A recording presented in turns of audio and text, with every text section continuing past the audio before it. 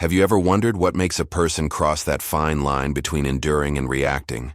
What happens when decades of silent pain overflow in one act? Today I will tell something that school books hide, a story that has traveled the plantations as a whisper in the wind. Among Georgia's cotton fields, Martha left a mark that no one has forgotten. Believe me, what I found out about this woman changed my vision of courage and justice. The details I found in dusty files reveal a truth that few know. If you want to understand how a single person can shake centuries, old structures of oppression, stay until the end. This is not just a story of revenge, but a testimony of how human dignity always finds a way, even in the most impossible situations. And look, if you are interested in these forgotten stories, be sure to subscribe so as not to lose any of them. Before continuing, get ready. What I'm going to tell about Martha will make you rethink everything you know about resistance. The ruins of the Blackwood plantation still remain around Augusta, Georgia. The local museum tries to tell the official story, but the oldest residents look at their eyes when visitors ask about the night of their heads. The smell of magnolias in the air seems to hide a heavier past, as if the earth still kept the silent cry of hundreds. Between fragments of suppressed oral documents and reports, an uncomfortable truth emerges. There is no freedom without sacrifice, no justice without price. On summer nights when the wind blows into the ruins of the big house, some swear to hear the metal sound of a scythe cutting the air. Experts call collective suggestion. The descendants of the enslaved know better. On the peeled walls of the main porch, a dark spot never disappeared, despite the numerous reforms. The real story begins there, where Colonel Walter Blackwood's life ended, whose glazed look witnessed his own end. Martha teaches us that all oppression, however structured, contains the seeds of their destruction. If you want to follow more cases like this, which move with all society and reveal hidden truths, subscribe to the channel so as not to lose any investigation. The Blackwood plantation stretched for almost 1,000 acres of fertile land, bordering the Savannah River. The reports of the time described it as a particular kingdom, with more than 200 slaves distributed between the big house, the fields, and the mill. Colonel Walter Blackwood, a 1812 war veteran, commanded his property as a field general, with calculated precision and methodical cruelty. Each dawn brought the same ritual. The bell played at 4 in the morning, under any mood. In winter, when the low fog covered the fields, the workers gripped in the dark. In summer, when the heat was suffocating early on, the work started already in the sun inclemented. The children, apart from mothers at age 6, slept in separate barracks, trained early in the cotton harvest, each small finger bleeding at the sharp ends of the capsules. Blackwood had developed its own control system. Each enslaved carried a numbered wood tied around the neck. The loss meant 50 whip.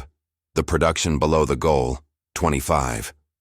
At the center of the property was the pillory, raised on a platform so that everyone could see the punishments.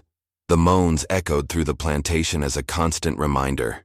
In the main mansion, built in Greek style with imposing columns, the strategically positioned windows allowed the colonel to observe every corner of his domain without leaving the porch. However, no architecture, however calculated, could contain what fermented in the low looks and night corners. On new moon nights, when darkness was more complete, silent drums spoke through hands over straight skin. The code spread. Something was coming. Martha was not born at the Blackwood plantation, but she got there at 12, sold from a neighboring property. Unlike most, I knew how to read and write. Dangerous skill secretly taught by the daughter of her former owner, before she discovered and sold Martha, as punishment. Her acute intelligence soon caught the eye of the colonel's wife, Mrs. Elizabeth Blackwood, who brought her into the house as a personal maid. From this privileged position, Martha learned to navigate between two worlds. He served at the table of illustrious visits, knew the family's financial secrets, listened to conversations about politics and businesses. At the age of 18, he became responsible for managing the pantry and preparation of family meals. I knew every herb in the medicinal garden, every seasoning, each bottle on the locked shelf. At night, in the housing, Martha transmitted valuable information: which guards would be GA, when new makers would arrive, which slaves would be sold. His knowledge saved many from the whip and some of the family separation. For whites, it was the black of trust, a term that made the other slaves suspicious until they realized the double game she played. Martha cultivated an impassive, almost servile expression as her eyes recorded everything. It was the first to arrive and the last to leave, knowing every corner of the big house, every hideout of documents, every drawer with weapons. His true power was in knowledge that accumulated silently, like raindrops before the storm. Leave in the comments. Never give up the truth, if you believe justice must reach all the oppressed. The horrors in the Blackwood plantation followed a growing scale under the colonel's command. At first they looked like common cruelties: whip, food deprivation, excessive work. Then came the innovations. The colonel implemented the scientific production system, as he called, inspired by northern factories. Each enslaved had a daily cotton quota, increased weekly. The impossible became mandatory. Those who did not reach the goal faced the silent room, an underground cubicle without light where they remained for days. Many came out with the reason-shaken, empty eyes fixed on nothingness.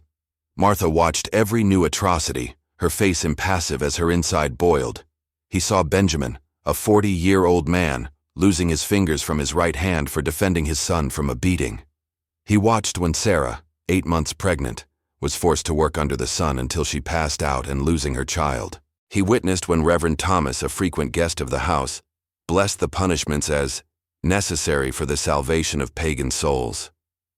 In the evening, Martha comforted the wounded with herbal poultice, while absorbing every story, every injustice. Her look, once curious and alive, became deeper and more calculating. When the colonel brought a Charleston doctor to study the black resistance to pain, experiments conducted at the farm away from where they came, screams that lasted hours. Something was definitely broken inside her. Martha began to count mentally, no more days, but the possibilities. Each meal it prepared, every conversation it heard, every room it cleaned became part of a mental map that grew in complexity. The point without return came on a hot afternoon of August 1847. Martha's brother Isaiah had been bought by Colonel 3 months earlier in a rare attempt to gather family, not for compassion, but because Isaiah had a reputation as an excellent blacksmith. That afternoon, one of the children of the young Walter Jr., 20, accused Isaiah of looking improperly to his 16 sister. There was no judgment, just sentence. Martha was kept in the kitchen, preparing dinner for important guests. Through the window he saw his brother was dragged to the central courtyard. He continued to cut meat, seasoning sauces while hearing the screams. His precise movements did not hesitate when the whip cracked 50 times.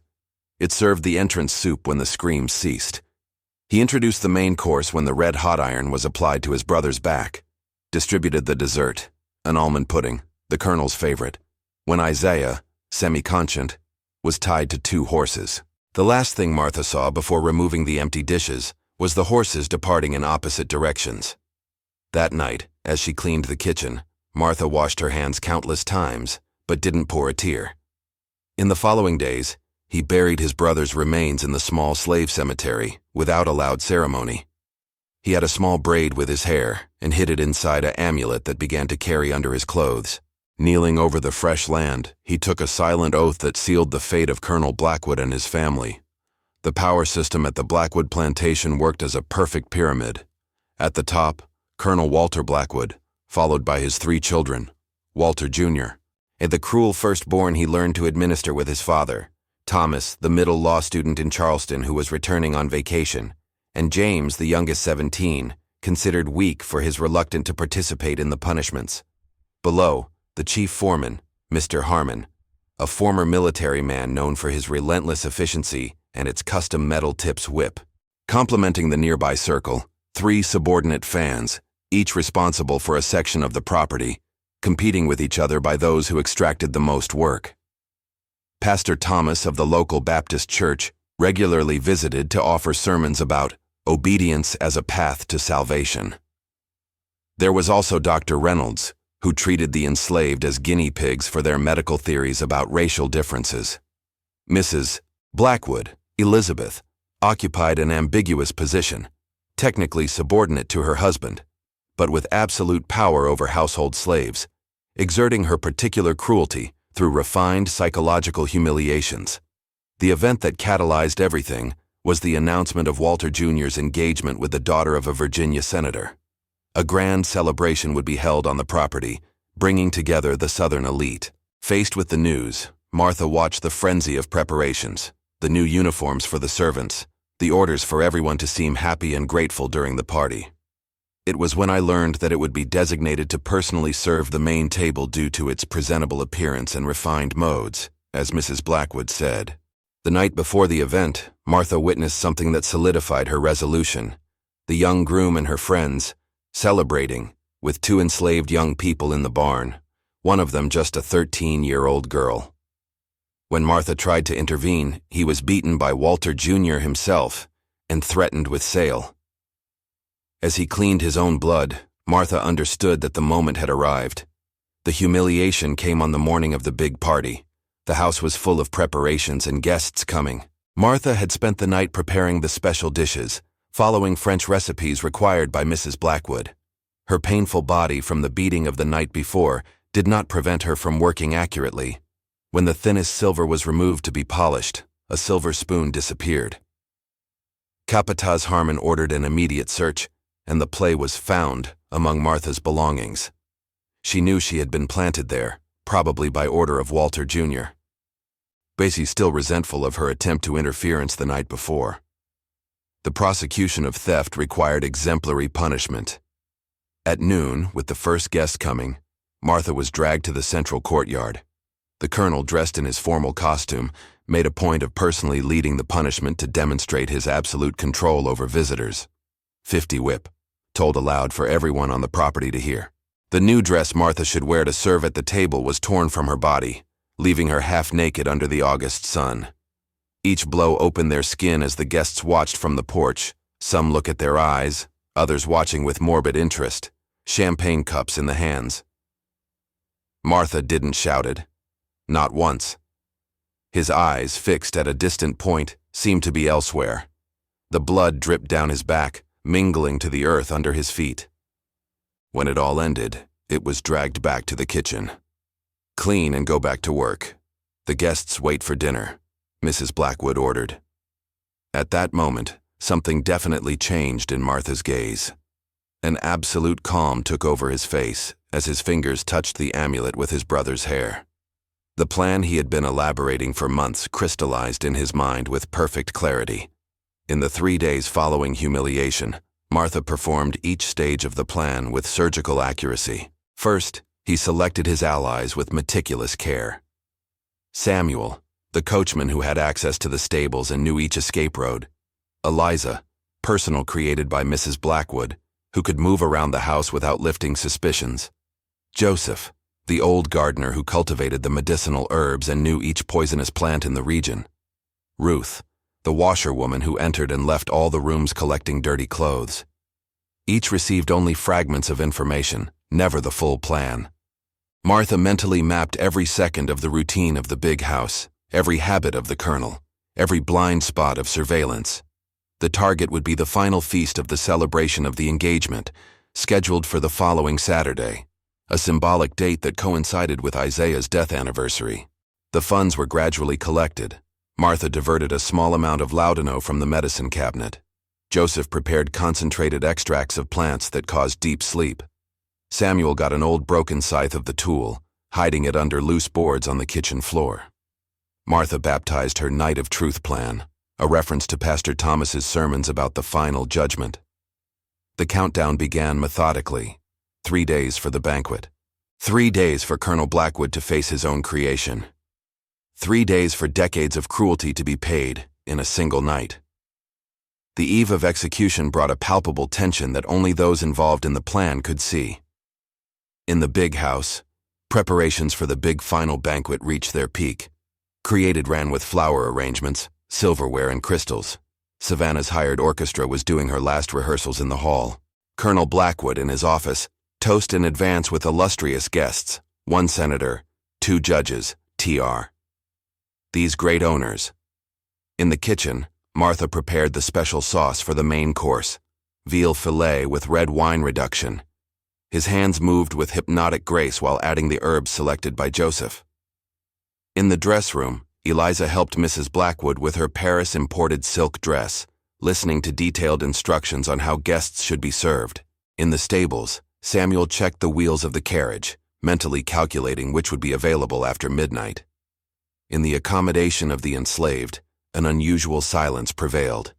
Many realized that something was different, but no one asked questions. The children were kept especially quiet that night. In a distance, thunder announced a summer storm approaching. In the garden, the sun clock preceded its last shadow of the day. Martha looked through the kitchen window and saw the crow that had settled on the property in recent weeks. The black bird stared at her back, as if he knew. It was the sign. The time had arrived.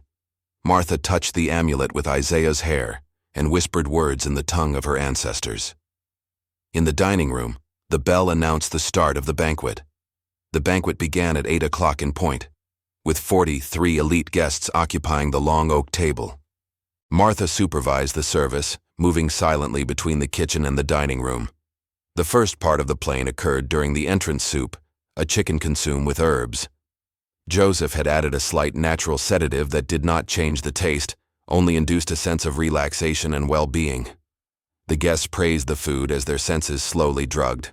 The wine flowed abundantly, enhancing the effect. In the second phase, during the main course, Martha personally served the colonel, his children, and the most important guests. The juicy meat was accompanied by the special sauce, more focused on the Blackwood family dishes. At midnight, when the flambled pudding was served as dessert, most guests already showed signs of drowsiness, attributed to excess food and drink. The colonel, known for his alcohol resistance, was unusually affected. That's when the storm finally arrived, with deafening thunder that made the mansion windows vibrate.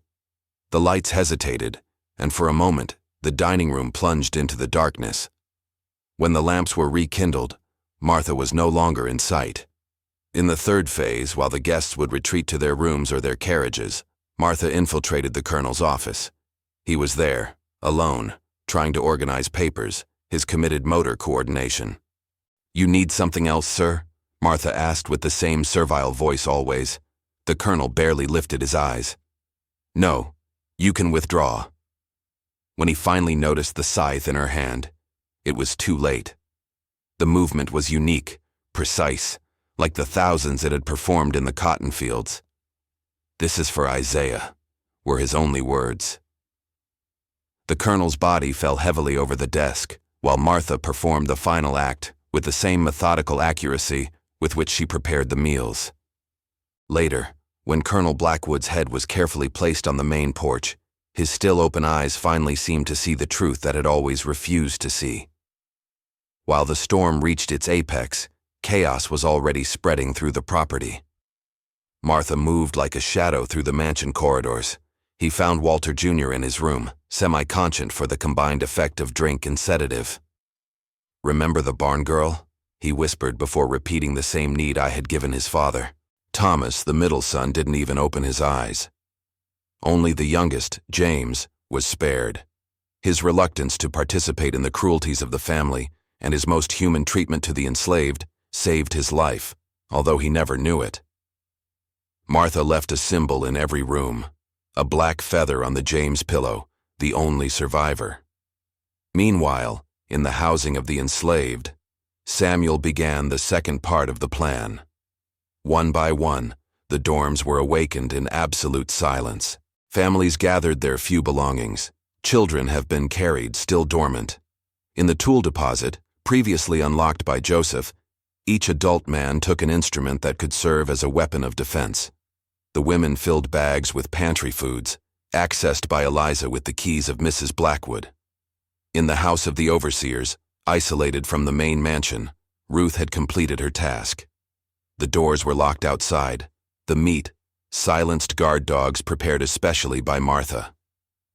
In the center of the courtyard, a large fire was lit. Martha then appeared, her V-stained dress dark amel. In his hands he brought the head of Colonel Blackwood. Without a word, he placed it on the main porch of the mansion, facing the property he was so cherished. A silent ritual followed. Each enslaved crossed, some spit, some just looked. No one spoke. It was not necessary. The flames of the bonfire grew, powered by papers, scriptures, property records, accounting books that listed humans as goods. Martha supervised everything with the same efficiency as he once organized dinners. When the fire reached its peak, she threw the amulet containing Isaiah's hair. A single tear ran down his face, the first and last she would shed. The exodus began before dawn. 207 people left the Blackwood plantation that night. Martha organized them in groups of 20, each led by someone who knew the paths of the region. Samuel drove the first group, taking the children and the elderly in 2 wagons. 6 horses of the colonel's stables were distributed among the groups, not to ride, but to carry supplies. Martha established strict rules: no sound above a whisper. Young children charged. None belongs that could make noise. Walking only on the banks of the streams to avoid leaving traces. The heavy rain had become an ally, erasing footprints and making it difficult to work on sniffer dogs. The liberated column moved like a ghost at night, disappearing in the swamps that bordered the Savannah River. Martha was behind with a small group. Your final task: ensure no alarm was given before the first group was far enough. The family's wagons were sabotaged, the remaining horses loose, the bridge that connected the property to the partially damaged main road. When the first rays of sun began to emerge on the horizon, Martha finally joined the last group.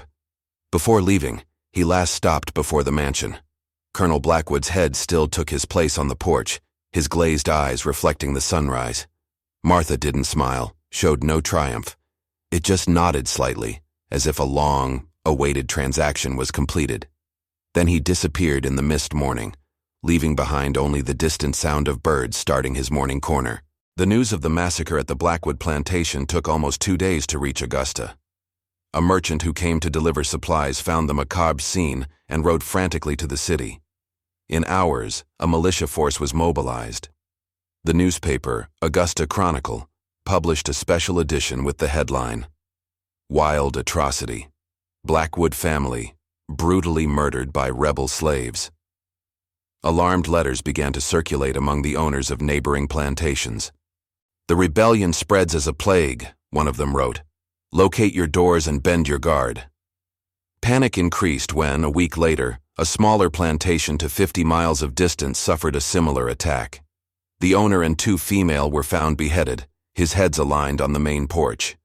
There were no survivors to tell the story, and all the slaves disappeared.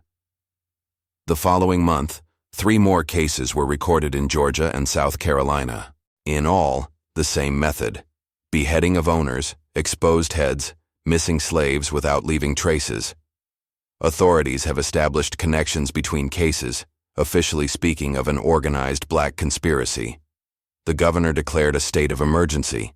Armed patrols began to go through roads and forests. More rigid laws were hurried to the hasty, further limiting the movement of black, free, or enslaved people. Huge rewards were offered by information.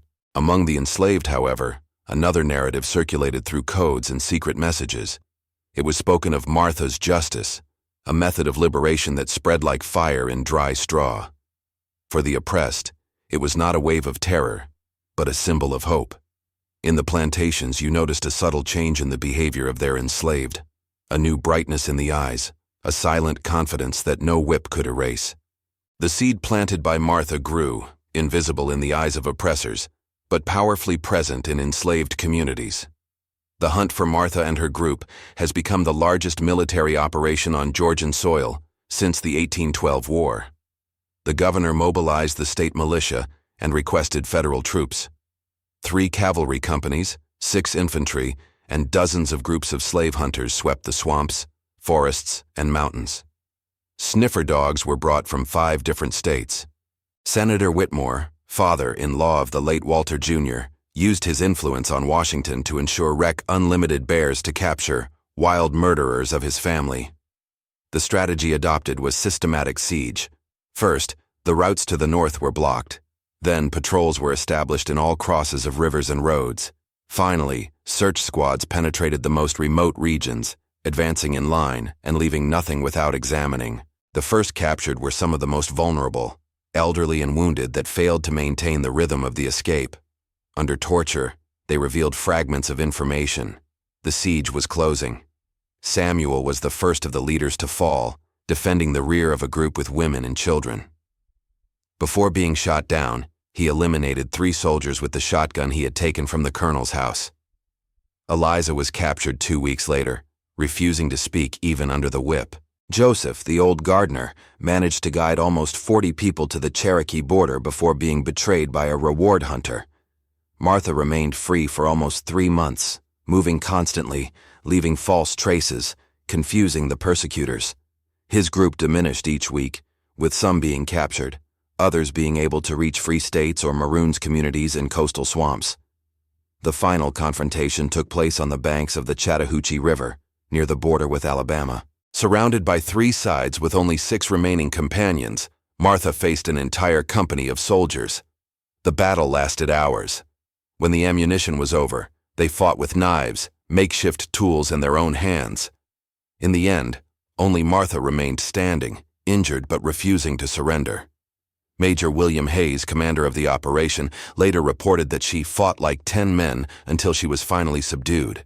His last words, recorded by a present journalist, have become legendary. "You can kill this body, but what I started will consume all of you." 3 days later, Martha was publicly hanged in the central square of Augusta, in front of a silent crowd of whites and black segregates. Witnesses reported that she kept her eyes open to the end, her fixed look in the north direction, as if she could see something beyond the visible horizon. The official story tried to erase Martha from memory.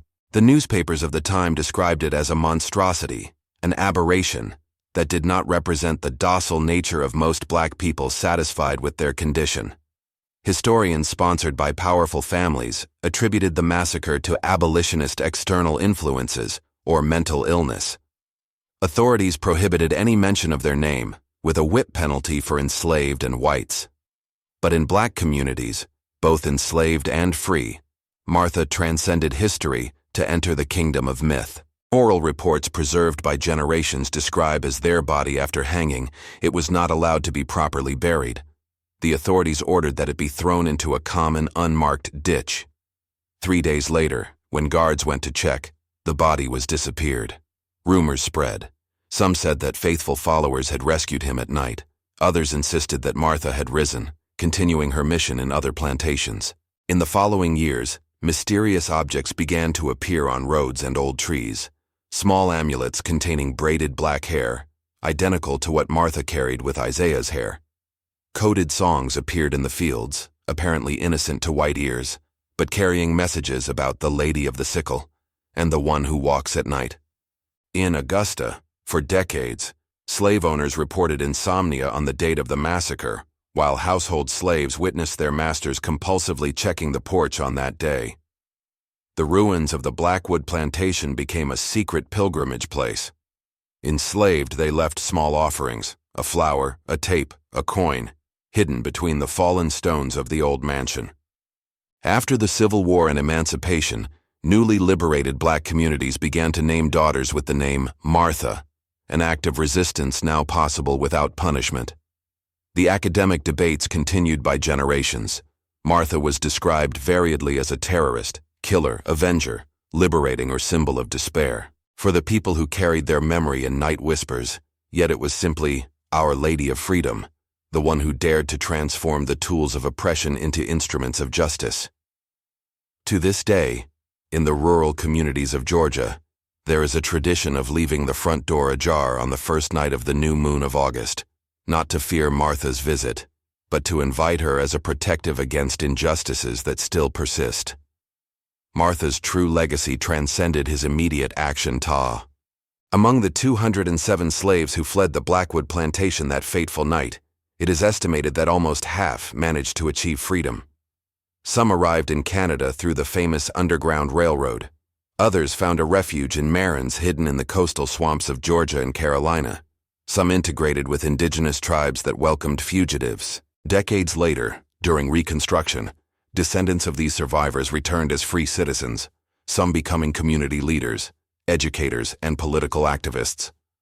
Martha's method, the beheading of oppressors and the exposure of their heads, created a powerful symbolism that reverberated beyond the slave South. Northern abolitionists, although publicly condemning violence, secretly discussed how a single act had destabilized an entire system of oppression, exposing their fundamental vulnerability. Frederick Douglass, in private correspondence discovered only a century later, wrote, "Mrs. M. de Augusta showed a truth that many of us fear recognizing, that the most terrible systems can be overthrown by those they subjugate."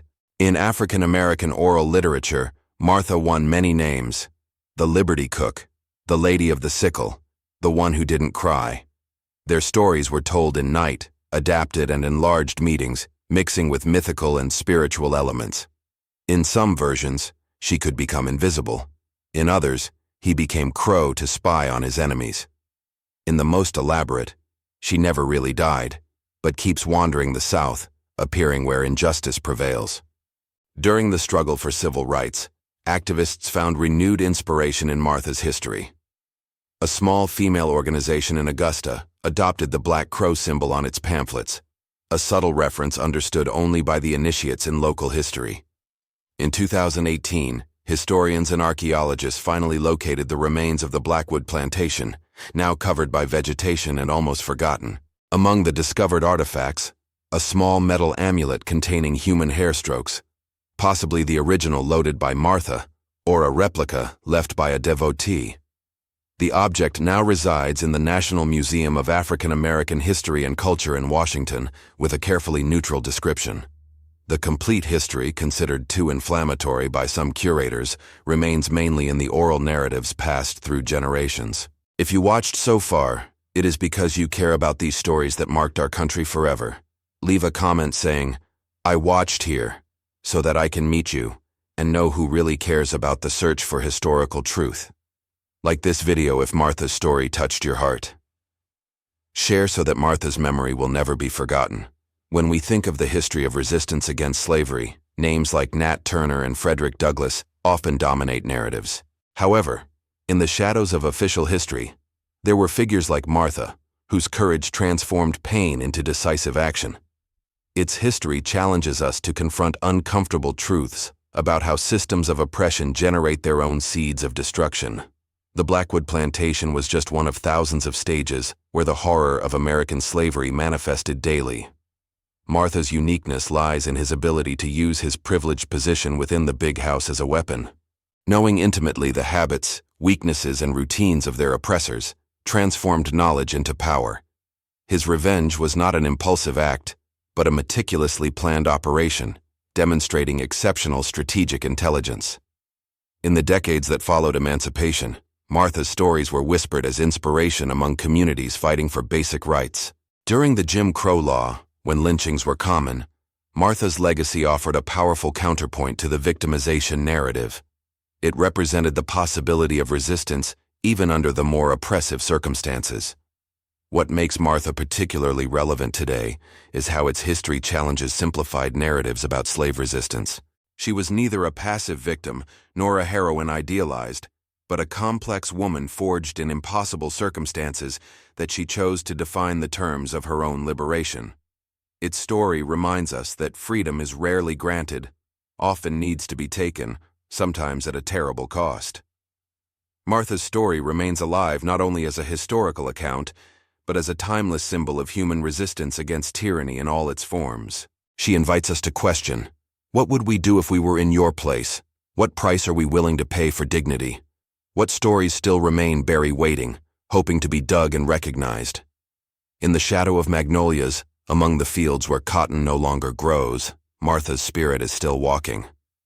Not as a vengeful ghost, but as a reminder that American history was written not only by the powerful, but also by those who dared to challenge power, regardless of cost. While the official story tried to erase his name, the voices of the people kept their memory alive, passing it as a precious inheritance through generations. This is the true power of resistance. It can be suppressed, but never completely erased.